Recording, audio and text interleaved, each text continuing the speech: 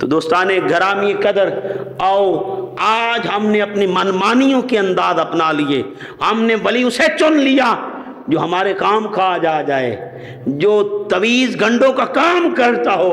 یہ مشکل باتیں ہیں، تویز گھنٹوں کا کام کرتا ہو اور اس کے تویزات کی وجہ سے تمہارا کوئی کام ہو جائے۔ تو دوستان گرامی قدر، ہمارے عقیدے میں یہ نہیں، ہاں اللہ والوں کی نشست میں بیٹھا کرو، ان کے پاس جایا کرو اور ان سے دعائیں لیا کرو۔ میرے آقا فرماتے ہیں جب تم اللہ والے کے پاس جاتے ہو، اللہ کے قریب ترین بندے کے پاس جاتے ہو، اللہ کے محبوب بندے کے پاس جاتے ہو، جسے اللہ نے اپنا ولی چن لیا، جسے اللہ اپنا دوست کہتا ہے، جب تم ان سے دعا کرواتے ہو ایسے ہی ہے جیسے تم نے اپنی درخواست کو اللہ کے پاس رکھ دیا۔ تو ان کی دعائیں ان کی دعا وہ مستجاب دعوات ہوتے ہیں، ان کی دعائیں قبول ہوتی ہیں۔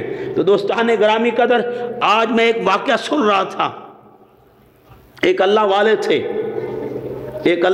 تھے تو لوگ ان کے پاس آئے۔ جب ان کے پاس آئے تو لوگوں نے کہا بارش نہیں ہو رہی، آپ اللہ والے ہیں، اللہ کے نیک بندے ہیں، آپ دعا کریں کہ بارش ہو جائے۔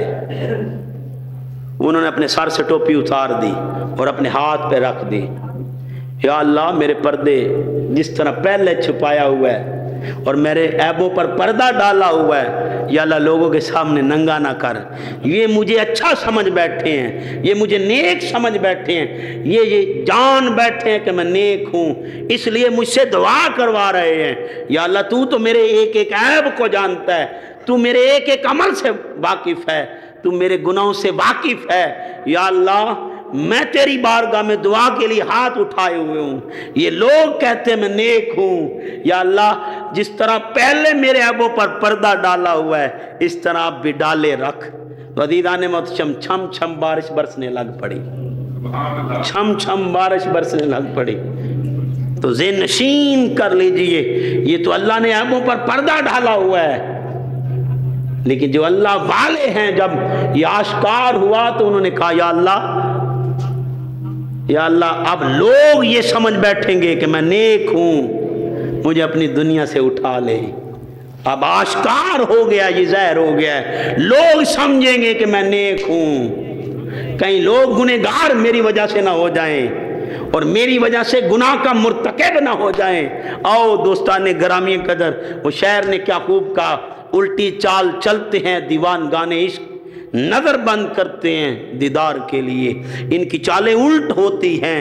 آؤ صاحب ذہن نشین کر لیں، ولی کی پہچان آج کے بعد ہر ایک کو ولی نہیں کہنا، ولی صرف وہ ہے جس کو تکنے پر تجھے رب یاد آ جائے اور جس کے پاس بیٹھنے پر تمہارے علم میں اضافہ ہو جائے اور جس کے اعمال کو دیکھو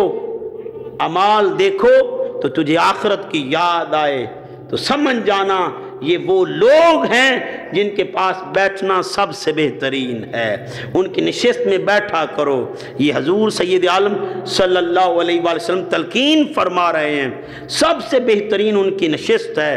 اور اللہ پاک اپنے پاک کلام میں بھی ارشاد فرماتے ہیں، یا ایھا الذین آمنوا اتقوا اللہ، اے ایمان والو تقوی اختیار کرو، کونوا مع الصادقین، اور سچوں کے ساتھی ہو جاؤ، سچوں کی ہم نشینی اختیار کرو، سچوں کا ساتھ اپنا لو۔